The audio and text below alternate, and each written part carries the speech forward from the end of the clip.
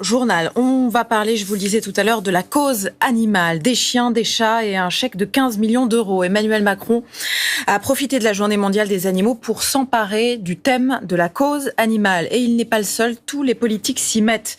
Dans les intentions, tout le monde est à peu près d'accord. Personne, évidemment, ne veut faire de mal aux animaux. Mais dans les faits, ça se complique. Faut-il être plus sévère avec ceux qui abandonnent leurs animaux? Faut-il interdire la chasse? Faut-il arrêter l'élevage intensif? On va en parler avec nos invités ce soir.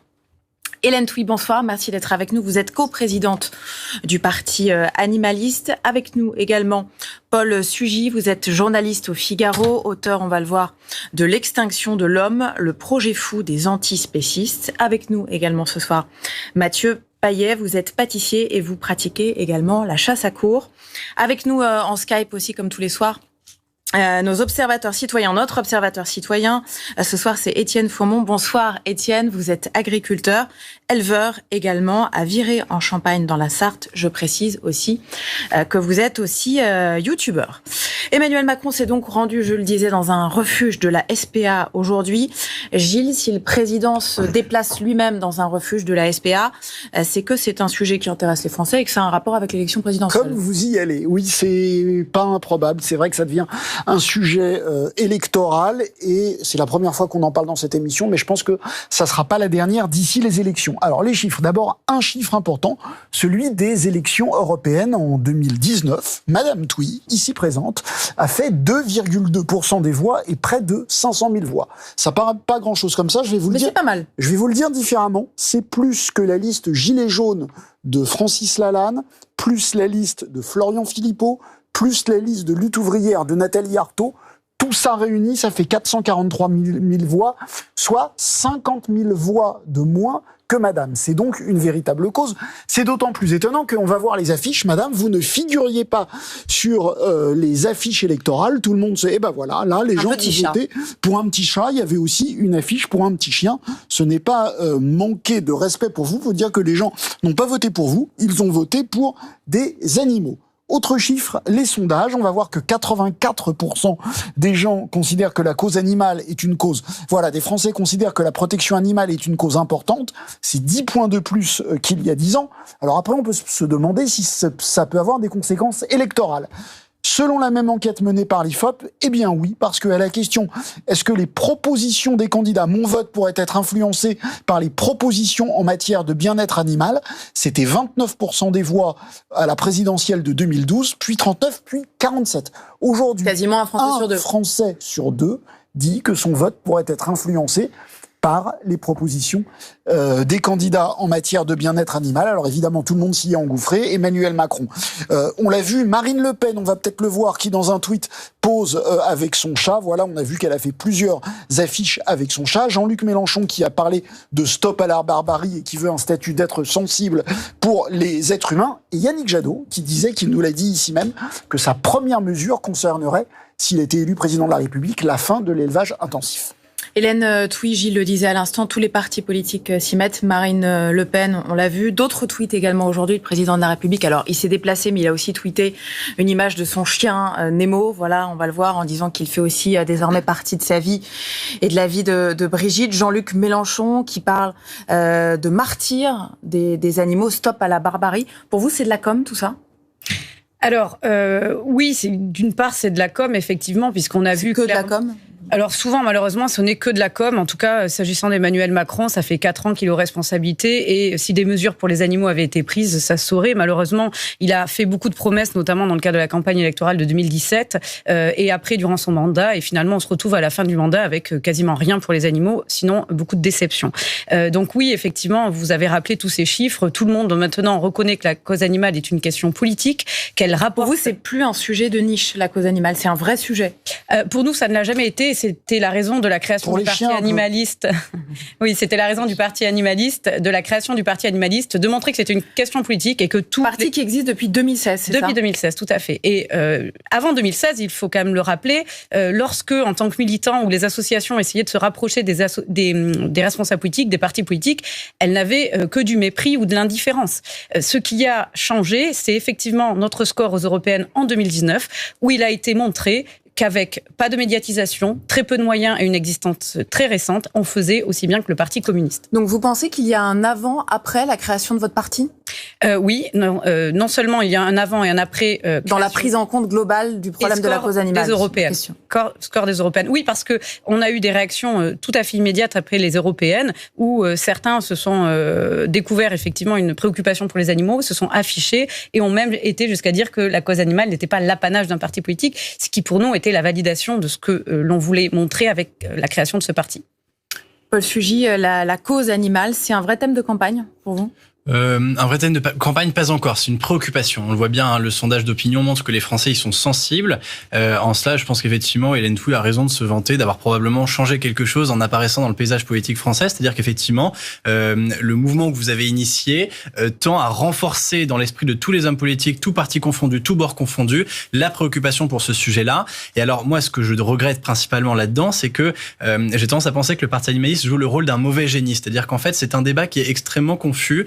On aura peut-être l'occasion de revenir en détail sur ce qu'a fait la majorité au pouvoir actuellement sur la cause animale. Ça part dans tous les sens, il y a très peu de cohérence et on a l'impression que les mesures les plus importantes, ou en tous les cas celles qui ont fait le plus grincer des dents, en suscitant parfois des colères véhémentes de la part d'éleveurs, de la part de chasseurs, eh bien, sont des mesures essentiellement d'affichage qui n'ont pas d'effet réel sur le bien-être des animaux ou alors seulement de manière anecdotique.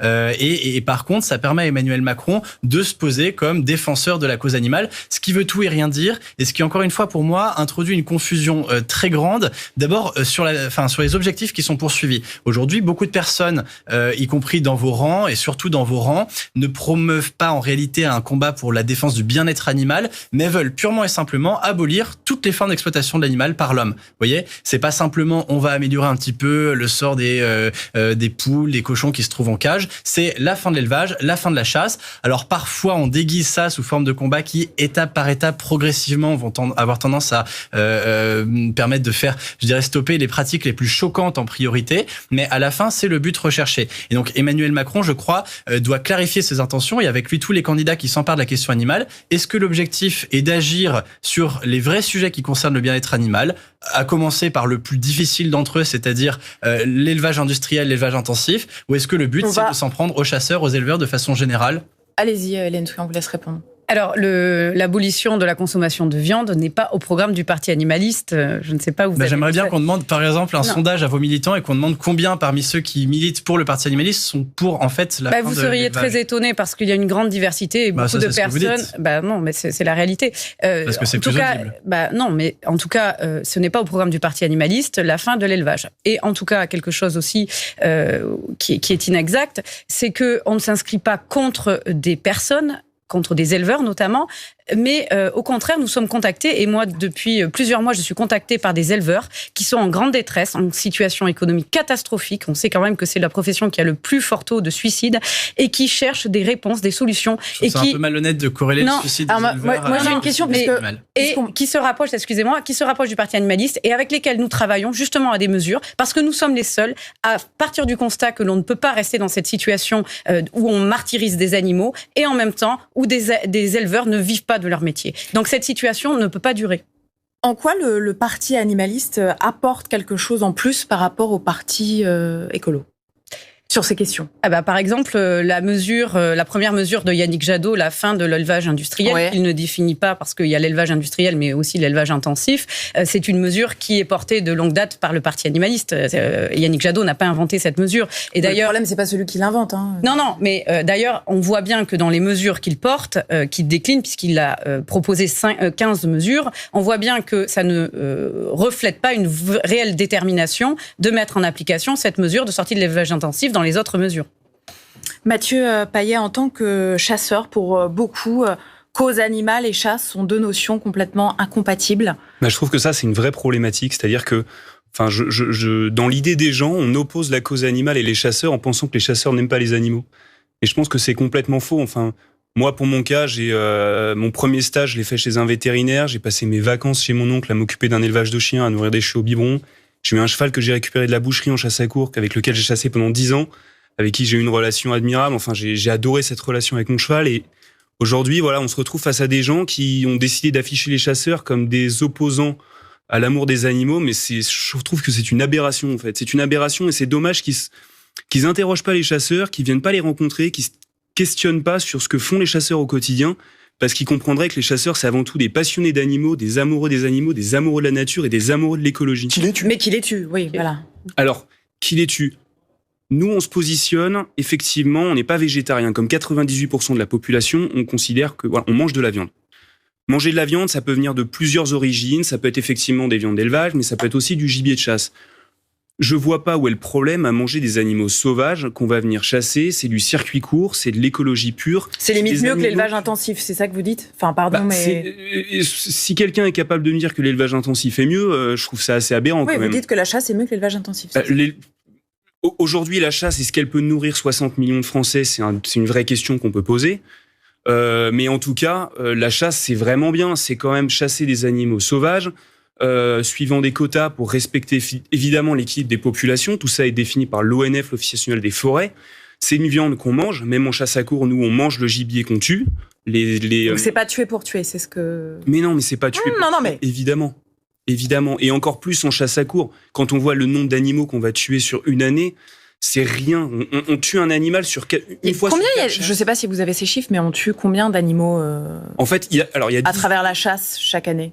Alors, si je prends l'exemple du sanglier, c'est 800 000 animaux tués en chasse à tir. Et quand on prend tous les animaux chassés à courre, c'est 4 000 en France. Donc déjà, effectivement, c'est infime la population d'animaux tués en chasse à courre par rapport à la chasse à tir, avec un avantage considérable, c'est que la chasse à courre réalise un prélèvement naturel. C'est-à-dire qu'on va avoir des animaux faibles et blessés qui vont être pris en priorité. Et ça, au niveau écologique et au niveau naturel, c'est quelque chose qui est évidemment défendable et qui est évidemment utile. Si je peux me permettre, la chasse est utile.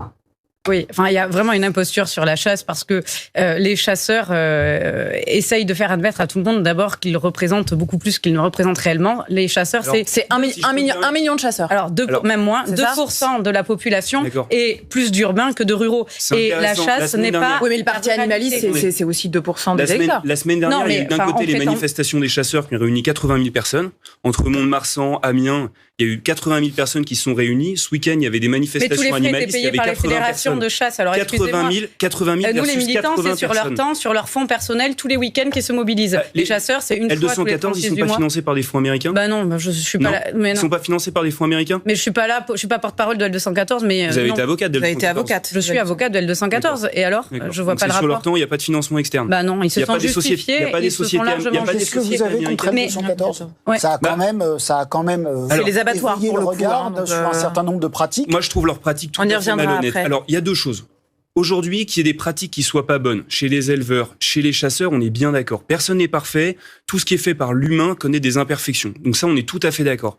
L214 a mis effectivement en avant des cas isolés d'abattage qui étaient évidemment abominables. Je suis tout à fait d'accord, j'ai été traumatisé par ces images aussi, mais qui ne représentent absolument pas la réalité de l'ensemble des abattages. Vous dites que pour la chasse, c'est un peu pareil. Mais c'est ça qui est malhonnête, c'est-à-dire qu'ils vont isoler un cas qui est affreux et ils vont dire ça, c'est les abattoirs, ça, c'est la chasse. Non, mais sur le côté, plus généralement, pardon, vas-y Gilles. Non, je voulais vous demander à vous, est-ce que vous trouvez que lui, il décrit la chasse comme une activité, Mathieu Payet a décrit la chasse comme une activité écologique. Est-ce que vous trouvez que c'est une activité barbare ?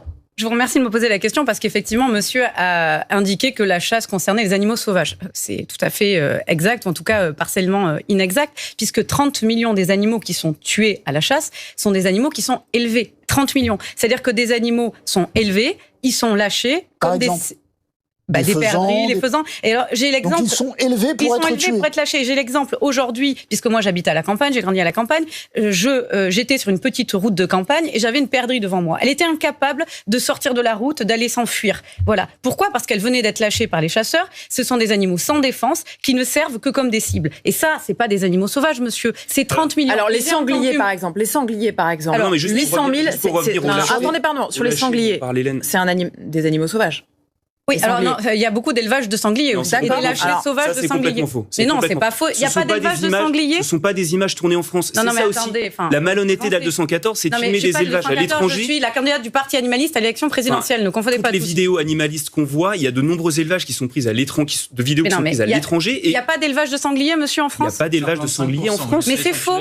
Alors, Paul Sugy, allez-y. On va laisser parler Paul Sugy. 40 000 à peu près sangliers pour 800 000. C'est en grande partie destiné à la production. Ils sont, d'accord. d'accord. Après, on peut discuter sur les chiffres. En tous les cas, ça ne représente pas la totalité des sangliers. C'est plutôt anecdotique. Et en grande 5% d'élevage, vous avez dit, j'ai pas entendu. Ouais, 5% d'élevage. Alors, il faut préciser les choses. On peut pas relâcher un animal sauvage de grand gibier directement dans la nature. On peut les relâcher que dans des enclos. Donc, c'est une technique, une pratique de chasse qui est contestée. Je sais qu'il existe des débats au sein même du monde de la chasse parce que elle est jugée parfois peu éthique. Ce sont parfois des riches propriétaires qui veulent faire des tableaux de chasse. Et une bonne partie des sangliers qui sont élevés en France ne sont pas destinés à être chassés, mais sont directement abattus et ensuite vont dans la filière pour notamment produire des terrines, etc. Moi, encore une fois, je rentre pas dans ce débat-là de savoir s'il faut interdire ou pas l'élevage d'animaux qui sont chassés. Je trouve que la question que vous avez posée à Madame Toué est intéressante et je suis déçu de pas avoir eu la réponse. La question, c'est de savoir si, au-delà de toutes les pratiques particulières que vous avez citées et contre lesquelles vous avez des problèmes précis, est-ce que le fait même de chasser un animal, c'est-à-dire de mettre à mort un animal dans une pratique sportive, de loisir, vous paraît barbare et digne d'être interdit? C'est ça la question. Moi, par exemple, je ne fais pas de flamenco. Je milite pas tous les dimanches pour interdire le flamenco, vous voyez? Donc, oui, la question, c'est un peu la question que je pose est très précise, c'est de savoir si vous avez des griefs à l'égard de la chasse dans son ensemble et pas sur telle ou telle pratique que vous allez isoler pour y apporter une contradiction précise. La réponse, elle est très claire. Effectivement, la chasse, elle est pas normale, elle est scandaleuse parce que c'est une pratique effectivement barbare. Voilà. Après, laissez-moi finir. Laissez-moi finir. Vous avez posé la question, laissez-la terminer. Laissez-moi finir. La chasse même qui vous dérange. Non, c'est pas. C'est le fait de tuer des animaux sans aucune nécessité, seulement pour le plaisir. Et la question. Mais c'est pas vrai. Laissez-la terminer. La question qui suit, c'est souvent celle qui est indiquée, la question des dégâts aux cultures. Ça, c'est un vrai sujet, d'accord? Parce que souvent, ce qui est mis en avant pour justifier la chasse, c'est la chasse de régulation pour empêcher les dégâts aux cultures. Et effectivement, on ne peut pas nier, et je ne veux pas nier qu'il y a des dégâts aux cultures. Mais par contre, les animaux sauvages. Enfin, ce que vous voulez dire, c'est que les sangliers créent des débats. On parle aussi de la surpopulation de certains animaux. Certains parlent de surpopulation d'animaux. Une fois qu'on a dit ça, il faut regarder les chiffres parce qu'il y a une totale opacité. Moi, j'interviens très souvent sur des dossiers pour des recours contre des arrêtés de battue administratifs où je demande les justificatifs, les rapports sur le nombre d'animaux et sur les mesures de protection. Parce que quelque chose de très important, c'est que le Code de l'environnement prévoit un équilibre dit agro-sylvo-cynégétique entre les populations d'animaux sauvages, les cultures agricoles. Et donc, il faut trouver cet équilibre. Et cet équilibre ne doit pas toujours se résoudre au détriment des animaux. Et il y a des obligations de protection des cultures. Et jamais nous n'avons aucune justification, preuve de protection des cultures. Toujours on choisit la solution de facilité de tuer les animaux. Mais j'ai une question. Comment vous faites une laie? Donc la femelle du sanglier va faire une dizaine de petits en 1 an et demi. D'accord? Donc en 3 ans, elle va en faire 20. Donc c'est un factoriel, on va dire 20 sur 3 ans, la population. C'est-à-dire, ça se multiplie par 20 sur 3 ans. Voilà, si on prend mâles et femelles à 50%, on va dire par 10. Vous faites comment pour gérer ça, cette surpopulation, si vous arrêtez la chasse? Déjà, on s'interroge sur pourquoi il y a une surpopulation. S'il y a une surpopulation, c'est d'abord la faute des chasseurs qui ont fait des croisements de sangliers. On va pas non plus faire un débat sur les sangliers. C'est parce qu'il n'y a plus de grands prédateurs en France, il n'y a plus d'ours, il n'y a plus d'ours, il n'y a plus de loups, mais vous faites quoi? Il y a des lâchers sauvages aussi. Non, mais c'est une bonne question. S'il y a effectivement... Attendez, je voudrais juste... Si effectivement, il y a 10 fois plus de sangliers en 3 ans et que vous admettez que ça peut créer un dommage pour les agriculteurs, qu'est-ce qu'on fait si on ne les chasse pas? Alors d'abord, il y a des mesures de protection qui existent. Il y a des fédérations de chasse qui, parce que vous savez que les fédérations de chasse doivent indemniser les dégâts aux cultures dans certaines conditions. Et donc, il y a des fédérations de chasse qui ont mis en place des financements de dispositifs de protection, des clôtures. D'accord. Voilà. Mais il y aura quand même 10 fois plus de sangliers. Non, mais après, il faut faire des recherches et mettre en place des processus de stérilisation. Arrêter de faire de l'agrainage aussi. Oui, et arrêter de faire de l'agrainage également. Vous savez que l'agrainage, c'est le meilleur moyen d'éviter... Vous savez pourquoi on agrène? C'est très bien, je pense que personne ne sait ce que Agréner, c'est mettre des grains justement à des endroits spécifiques pour attirer les populations de sangliers. L'agrainage a pour but de maintenir les populations de sangliers en forêt, parce qu'évidemment, vous imaginez bien que quand les agriculteurs sèment en lisière de forêt, c'est quand même beaucoup plus facile pour les sangliers d'aller se nourrir dans les champs que de prendre les glands, il n'y en a pas forcément toute la saison, d'aller se nourrir là-bas. Donc l'agrainage permet de maintenir les populations de sangliers à l'intérieur des forêts pour éviter les dégâts chez les agriculteurs. Mais pas toujours. Mais pas toujours, mais en très très grande partie, c'est ça. Toujours. Encore une fois, il y a des pratiques toutes les pratiques de tous les chasseurs ne sont pas parfaites. Non mais je sais très bien que les chasseurs ne sont pas un bloc monolithique. Et moi-même, je discute souvent avec les chasseurs, contrairement à ce que vous pensez. Et au sein des chasseurs, il y a des dénonciations. Il y en a beaucoup qui dénoncent les pratiques. Il y en a beaucoup qui sont contre la chasse à courre, par exemple. Au sein des chasseurs qu'on voit dans les campagnes, beaucoup ne comprennent pas la chasse à courre. Paul Sugy, on va laisser Paul Sugy s'exprimer, s'il vous plaît. Les chasseurs les uns contre les autres, pourquoi pas? Je comprends que ça fasse votre jeu. Moi, je veux simplement sortir du champ du débat tel que l'a posé Hélène Toué, parce qu'on est parti du principe que la chasse n'était légitime que si elle visait à réguler les espèces. C'est la condition que vous avez posée. Non, parce que vous considérez que c'est jamais légitime, parce que vous avez des arguments qui sont en partie malhonnêtes sur l'aspect de la régulation des espèces. Mais en tous les cas, moi, je pense pas que le débat sur la chasse doit se concentrer sur la question de savoir si les chasseurs font uniquement de la régulation. La question philosophique que vous posez, et à laquelle vous avez répondu fermement, c'est est-ce que l'homme est dans son droit lorsqu'il tue un animal pour son loisir? Et je ne suis pas certain que nos contemporains pensez que oui? Mais bien sûr que je pense que oui. Moi, je parle pas de bien sûr que je pense que oui. Donc vous pensez qu'on a le droit de tuer un animal? Alors vous voulez...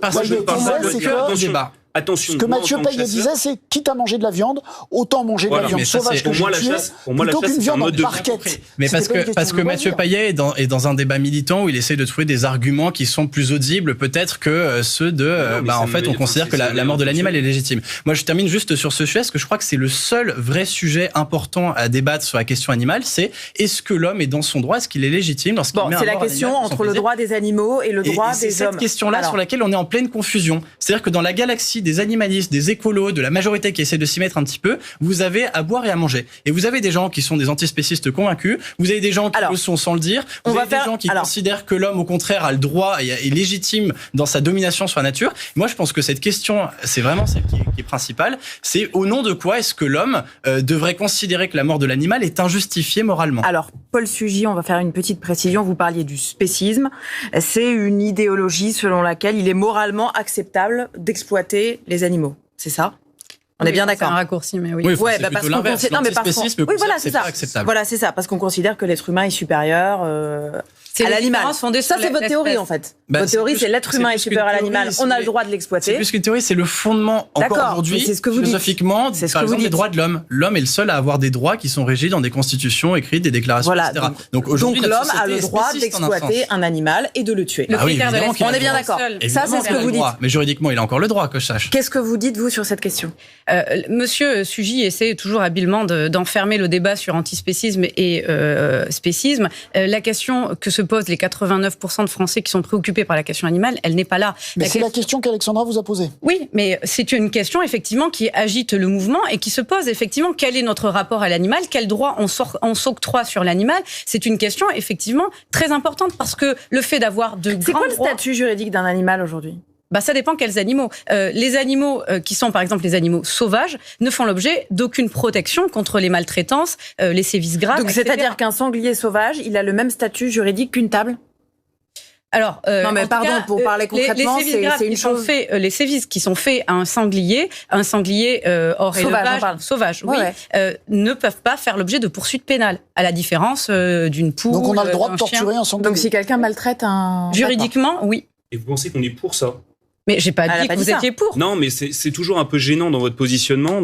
Enfin. Non, mais c'est intéressant. Moi, je savais pas. Par exemple, la question, je ne savais pas. C'est vrai, excusez-moi. C'est pas parce qu'il n'y a pas de loi que. Enfin, nous, moralement, quand vous dites qu'il y a 89% des Français qui sont sensibles à la cause animale, je suis sensible à la cause animale. Mais j'en doute pas, mais la question, c'est vos pratiques, c'est pas vous personnellement. Mais nos pratiques, évidemment, nous, on a des pratiques internes et au sein de la Fédération nationale des chasseurs, quand il y a des débordements qui sont réalisés par des chasseurs, il y a des sanctions qui sont faites. Et qu'est-ce que vous répondez à l'insécurité? Parce que il y a aussi une grosse problématique pour les ruraux, c'est le problème de la sécurité. Mais il y a énormément d'accidents de chasse. 1 million de chasseurs, 11 morts l'an dernier. Vous connaissez mais c'est beaucoup plus. Vous ne comptez pas tous les... Mais non, mais c'est les chiffres. Alors, toutes les pratiques extérieures, le VTT, l'automobile, mais toutes ces pratiques-là font beaucoup plus de... Alors, vous savez quoi? On vous voit vous opposer totalement. Oui. Temps mort, Emmanuel Macron qui demande de ne pas opposer les mondes. Écoutez. En même temps. Moi, j'ai de leçons à donner à personne. Mais on oppose très souvent les associations qui sont importantes, qui se battent pour la cause animale, qui protègent nos animaux, comme justement toutes ces associations de bénévoles, comme celles où nous sommes. Et de l'autre côté, les éleveurs, les chasseurs. On arrivera, comme sur tous les sujets, en avançant et en réconciliant. C'est un vrai problème parce que on peut parler de la cause animale, tout le monde a sa façon de défendre la cause animale. Monsieur prétend que c'est en allant en forêt qu'il la défend.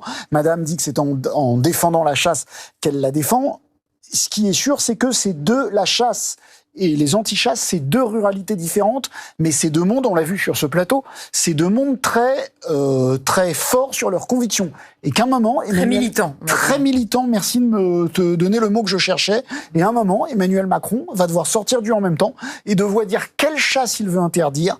S'il veut interdire des chasses, s'il autorise la chasse, d'une certaine manière, il devra répondre à la question que posait Paul Chugui, c'est-à-dire un homme, l'être humain, a-t-il le droit de tuer des animaux, soit pour se nourrir, soit pour se plaisir? Et ça, c'est une question sur laquelle un certain nombre de gens ne rigolent pas. On l'a vu dans le sondage tout à l'heure. Aujourd'hui, c'est sûr que la réponse à cette question peut déplacer des voix. C'est vrai pour Emmanuel Macron, mais c'est vrai pour tout le monde. On sait que chez Marine Le Pen, il y a des gens qui considèrent que c'est une tradition naturelle, enfin que la chasse est une tradition rurale et qu'il faut la maintenir, d'autres qui sont très anti-chasse. C'est vrai à gauche aussi. Ça sera très compliqué politiquement pour tous les candidats. Oui, alors simplement pour dire qu'à cette question-là, Emmanuel Macron a déjà répondu. Il avait pris des engagements de campagne en 2016 auprès des chasseurs, alors qu'ils vont certainement faire hurler Hélène Touy, mais notamment il s'était engagé à ne pas revenir sur les chasses traditionnelles. Alors il y a un petit peu dérogé en interdisant la chasse à glu, bon, qui est en plus une pratique assez anecdotique en termes de nombre de prélèvements. Mais donc en tous les cas, on voit bien qu'il s'est plutôt rangé du côté de la chasse. En tous les cas, Emmanuel Macron s'est engagé à ne jamais interdire la chasse en tant que telle. Et d'ailleurs, on le comprend, il a dans son entourage proche un certain nombre de chasseurs. On sait très bien que par exemple, un certain nombre de membres du CAC 40 ou d'amis d'Emmanuel Macron sont de grands chasseurs. Alors moi, j'aimerais simplement... Je vous interromps, et on dit que Yannick Jadot a démissionné, pas Yannick Jadot, pardon, Nicolas Hulot a démissionné au lendemain d'un entretien qu'il avait eu avec le président de la République et Thierry Coste, le principal lobbyiste pour les chasseurs. Emmanuel Macron a plutôt tranché. Alors cela dit d'ailleurs, il est en train de revenir aussi sur la décision qui a été prise par le Conseil d'État d'interdire un certain nombre de chasses d'oiseaux précis. Là, le gouvernement est en train de revenir là-dessus, donc on voit bien qu'Emmanuel Macron penche plutôt du côté des chasseurs. C'est là que c'est un petit peu étonnant de voir le en même temps présidentiel, c'est qu'il veut faire de la cause animale plus ou moins artificiellement une des causes de son quinquennat, ceci maintenant à quelques mois de l'élection présidentielle, et je crois qu'il ne se rend pas compte, ou alors s'il s'en rend compte c'est encore plus terrible que cela, qu'en fait sous couvert d'un consensualisme bon teint, celui qui a été montré par votre sondage, c'est-à-dire 84% c'est ça des Français sont favorables à la cause animale, en fait cette cause-là réveille un certain nombre de clivages et voire de fractures. Vous l'avez dit, il y a deux ruralités, il y a les anti-chasses et les pro-chasses, et à mesure que des agitateurs comme Hélène Touy ou comme d'autres militants excitent ce débat, ces deux mondes s'enferment l'un et l'autre dans leurs convictions, se parlent de moins en moins et s'affrontent de plus en plus. C'est vrai pour la chasse, c'est vrai pour l'élevage, c'est vrai pour tout un tas de sujets qui pourraient être consensuels parce que les animaux c'est mignon, que les chats c'est gentil, etc. et qui en fait excitent les fractures. Je ne suis pas certain que ce soit une stratégie gagnante en vue d'une élection présidentielle. Rapidement, après on passe à l'élevage intensif. Ah bah très bien. Allez-y. Je ne pense pas que l'on oppose. Au contraire, je pense que le parti animaliste et la candidature que je porte pour 2022, cette candidature pour la cause animale... Vous avez vos parrainages ? Mais personne ne les a puisque le dépôt des parrainages, c'est en février. Nous avons des promesses de parrainage, nous avons de très bons retours du terrain et nous sommes très optimistes pour réunir la totalité. Nous rassemblons parce que nous portons des mesures qui recueillent une avis favorable de la majorité des Français. Ce qui ne veut pas dire qu'elles ne sont pas clivantes. Mais non, la majorité des Français sont la fin de l'élevage intensif. La plupart de nos mesures sont effectivement des mesures qui recueillent une majorité des citoyens. Si on vous parle de la peine de mort, il y a une majorité et une minorité. Pour autant, c'est très clivant. Le fait qu'une proposition soit majoritaire ne veut pas dire qu'elle n'est pas clivante. Non, mais certes, aujourd'hui, on se retrouve avec des pratiques qui concernent les animaux, qui concernent des millions d'animaux, 3 millions d'animaux qui sont terrestres tués chaque jour, par exemple. Et pourtant, c'est une minorité de citoyens qui sont favorables à ces pratiques. Donc aujourd'hui, et c'est une question de démocratie aussi, que l'on aille enfin adopter des mesures favorables aux animaux qui sont demandées par les citoyens depuis des années, et c'est le sens de ma candidature. Et je voudrais dire aussi qu'effectivement, il est de bon ton, il est quasiment inéluctable pour chacun des candidats à la présidentielle de se positionner pour les animaux, mais je voudrais dire aux téléspectateurs qu'il faut se rappeler que il ne suffit pas de faire des effets d'annonce, il faut avoir la véritable détermination et la sincérité de porter ces mesures. Et moi, je l'ai, et c'est la raison de ma candidature. On va continuer à parler de la maltraitance animale. Le thème, c'est vrai qu'il touche particulièrement l'opinion publique. Depuis, on l'évoquait d'ailleurs, que l'association L214 publie des vidéos choc assez régulièrement sur la maltraitance animale dans les abattoirs. On va regarder ce sujet réalisé par Romain Michelot. Des nouveau-nés agonisants. Des animaux frappés à coups de tournevis. Ces scènes insoutenables ont été filmées par l'employé d'une porcherie de Lyon. Il a décidé de les rendre publiques et témoigne désormais à visage découvert dans cette vidéo. Ce qui m'a choqué, c'est de voir le responsable mettre des coups de tournevis, s'acharner sur les truies quand elle ne voulait pas avancer, ou alors mettre des coups de barre en ferraille sur la tête. Près de son ancien lieu de travail, Grégory Boutron raconte des pratiques interdites par la loi. Il y a eu les piles électriques, comme un taser, et il s'acharnait dessus pour les faire avancer.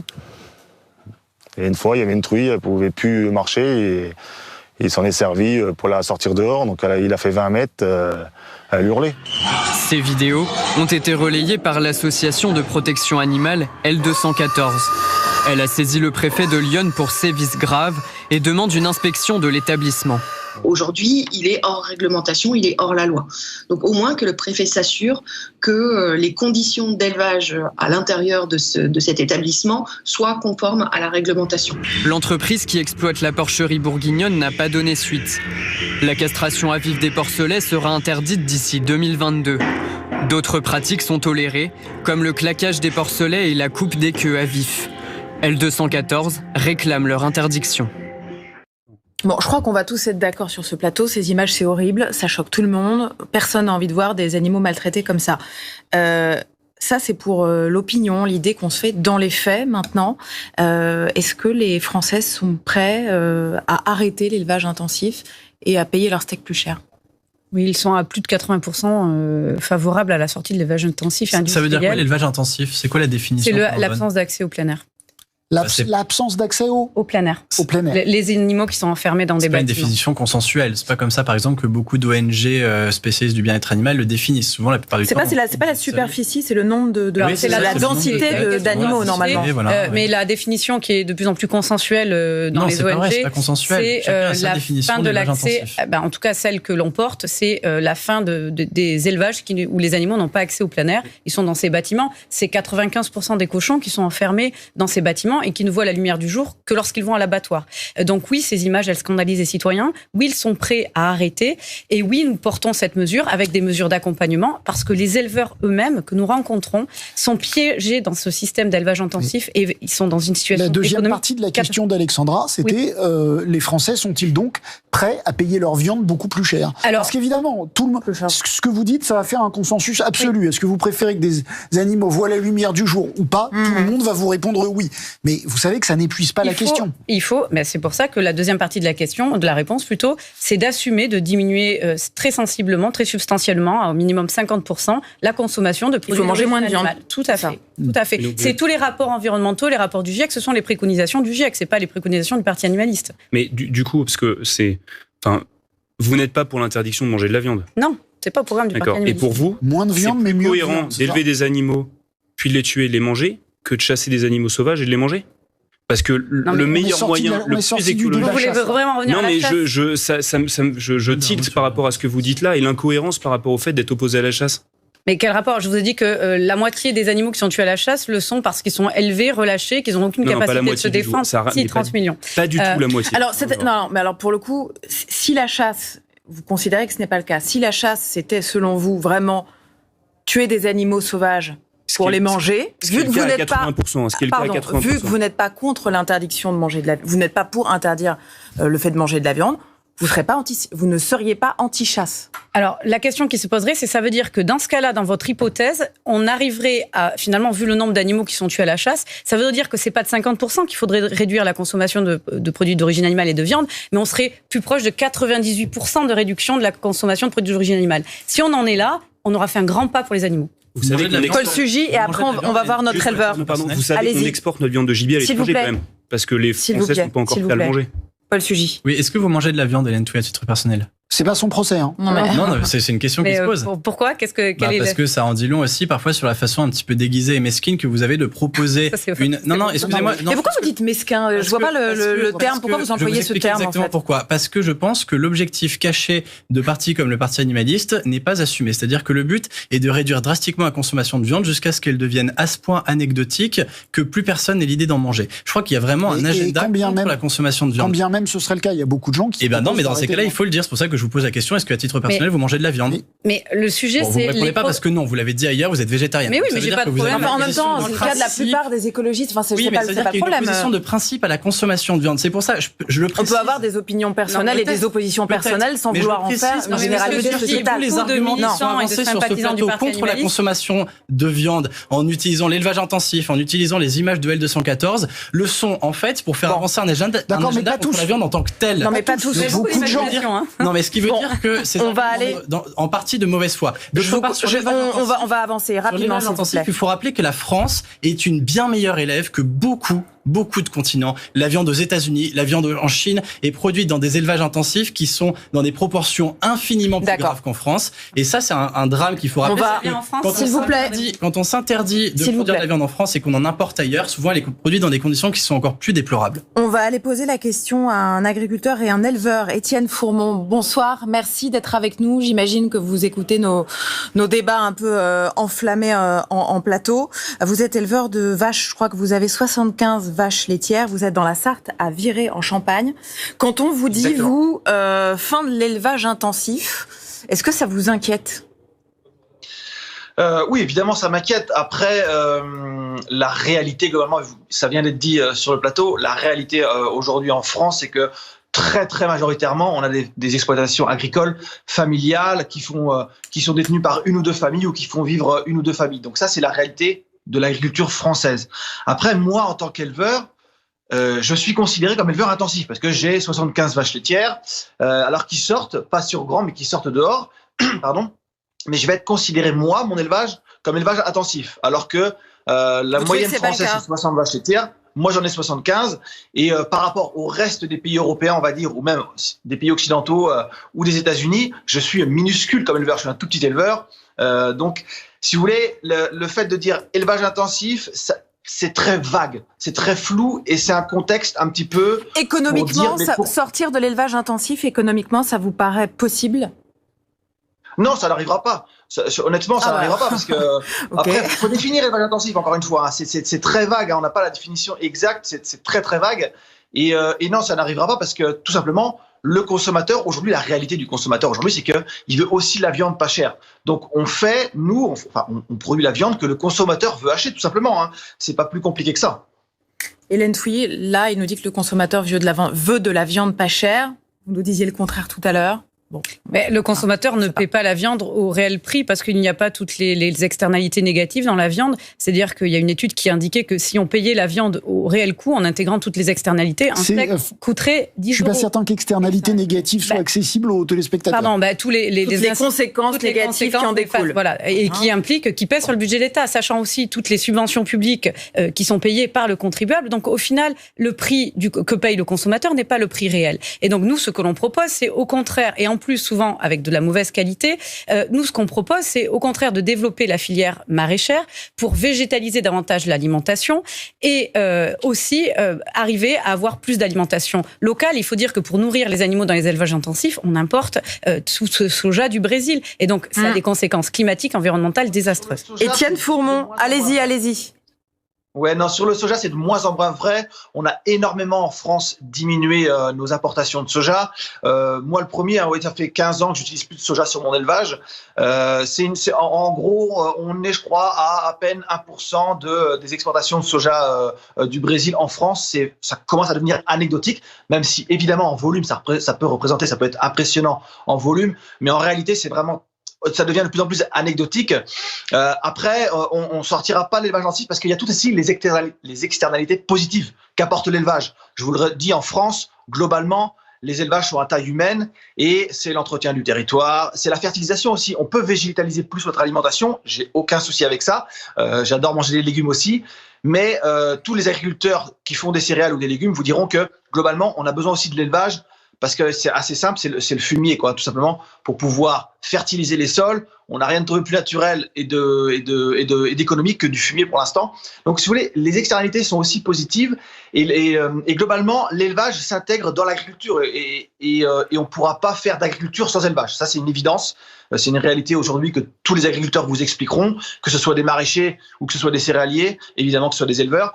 Mais on ne se passera pas aujourd'hui d'élevage. Et je pense que ce qui est important aussi de souligner, c'est que l'alimentation française est la plus durable du monde, hein, même si on peut imaginer Étienne une alimentation...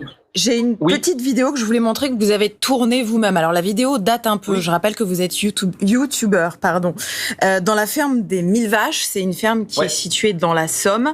On va regarder un extrait de la vidéo et on fera réagir tout le monde après. Ils naissent 3 semaines en niche individuelle. Et après 3 semaines derrière, on les voit derrière là. Donc ils sont alimentation, poudre de lait, lait des vaches, des fraîches vélées, plus poudre de lait jusqu'à 2 mois. D'accord. Ils sont sevrés à 62-63 jours en moyenne. D'accord. C'est une moyenne. Et puis après, il reste encore 1 mois ici. Le temps de s'habituer au sevrage. Et puis après, ils partent sur un autre site à une trentaine de kilomètres d'ici. Et tu vois, nos petits veaux 0-3 semaines, ils sont dans leur petite niche là. Ce qui surprend tout le monde. Mais en fait, ils sont fin heureux. Ouais, ils ont l'air bien. Tu vois. Alors, Bon, Étienne Fourmont, quand on voit ces animaux dans des petites niches et quand on vous entend dire ils sont fins heureux, franchement, on y croit un peu moyen quand même. Mais et je vous comprends, honnêtement, je vous comprends. Quand on connaît pas l'élevage, quand on voit ça, on se dit voilà, non, ils sont pas heureux. Globalement, les 15 premiers jours, les veaux, je vais pas vous faire un cours technique, parce que ce serait un peu compliqué, mais il faut qu'on alimente, faut qu'on donne le lait aux veaux. Voilà, parce que c'est comme ça. Et pour éviter tout ce qui pourrait être maladie, contamination, les 15 premiers jours où ils sont le plus fragiles, on préfère les garder en case individuelle. Je fais pareil, moi, j'ai des niches pour les mettre en case individuelle, en niche individuelle. Les 15 premiers jours, c'est plus facile pour nous pour s'en occuper, beaucoup plus facile, et ça évite de transmettre des maladies. Après, comme c'est expliqué dans la vidéo, ça retourne en case collective, donc avec leurs congénères. Donc c'est tout ça, c'est de l'élevage, puisque c'est une activité économique aussi. Hein. Nous, on essaie de trouver un équilibre entre activité économique, impact environnemental, nourrir les gens. Donc voilà, tout ça, c'est pas simple hein, comme système, mais il faut qu'on arrive, nous, à y trouver un équilibre. Et dans cette ferme des 1000 vaches, alors il y en avait une en France, maintenant elle a fermé, mais dans d'autres pays européens, vous en trouverez des dizaines, voire des centaines. C'est pas des exceptions. En France, c'est pas le modèle agricole qu'on a choisi. Bien ou pas bien, je sais pas, mais c'est pas le modèle agricole qu'on a choisi. Okay.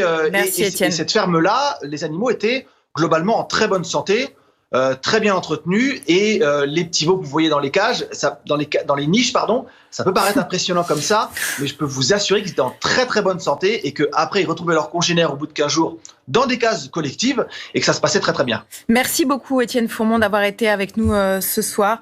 Hélène Touy, une réaction à ces images ? Oui, juste, je voudrais rebondir sur les propos de monsieur qui a indiqué que ça permettait de nourrir les personnes. Or, ce qu'il faut rappeler quand même, c'est que le gaspillage alimentaire considérable de ressources que constitue l'élevage, et l'élevage intensif principalement, parce qu'on dit en moyenne que pour faire 1 kilo de protéines animales, il faut 7 kilos de protéines végétales. Mm-hmm. Donc vous avez un gaspillage de... Une étude qui a été très... Non, mais vous me laissez finir. Pas du tout. Non, pas du tout. Non, bon, je finis, vous répondrez après. Donc, je finis. Donc, en moyenne, non. Laissez la terminer. C'est faux, vous essayez. Vous pouvez citer n'importe quoi, ces études. Alors, 1 kilo, non, mais ce sont les plus grandes études scientifiques qui le disent, vous pouvez raconter n'importe quoi, mais donc il y a un ratio de 1 sur 7, ce qui veut dire qu'il y a un gaspillage de ressources considérable. Et ce qu'il faut rappeler parallèlement, c'est qu'en France, au XXIe siècle, en 2021, on a un Français. Vous pensez qu'on peut nourrir tous les Français sans élevage intensif ? Justement parce qu'il y a un Français sur 5 en France, dans notre système actuel, qui ne mange pas tous les jours à sa faim. Un Français sur 5.